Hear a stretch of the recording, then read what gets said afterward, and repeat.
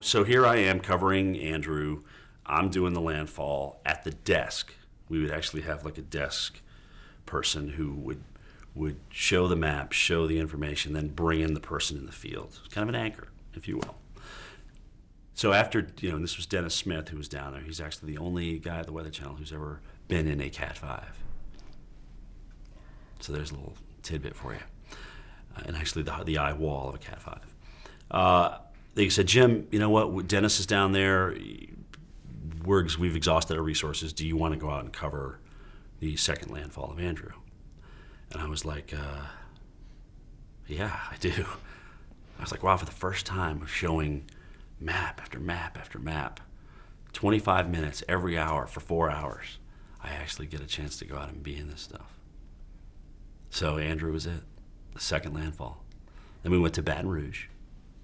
And we stayed in a hotel that had air conditioner units in the window. Storm comes in, stalls over the bayou. We go to bed. It's about midnight now. We finished our coverage. And I would say at about 3:30 in the morning, my air conditioner literally blew into the floor of my room. The entire unit. It came, just went, and I obviously sat up out of bed, and I'm looking out this window 16 floors up of, it was a hole. The window was there. Now there's the air conditioner. Window, air conditioner. And I look out and there's transformers blowing everywhere. There's power surges going, and it was like the 4th of July out there. So I wake up my producer. I'm like, we gotta go live. This thing's coming in. So I woke up everybody and we went live at like 4 a.m. We were on the air.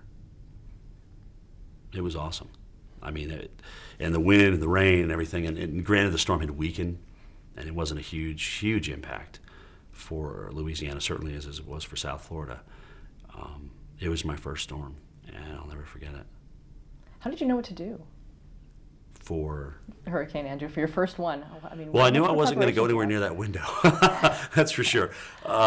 You don't really. You're just out there telling the story. You're just out there taking people through it, and you just kind of. Weather. You don't have to hype weather. This is kind of the way I've approached things over the years. Weather really speaks for itself. If it's a sunny day, it's a sunny day, and that can be beautiful and that can be awesome.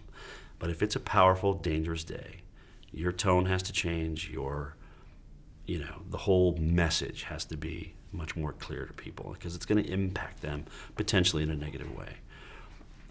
But you don't have to sell it. It really, it speaks for itself, especially when you're out in the field. It's much easier to sell what's going on behind you. Look, the roof of that building just tore off, all right? That's the win.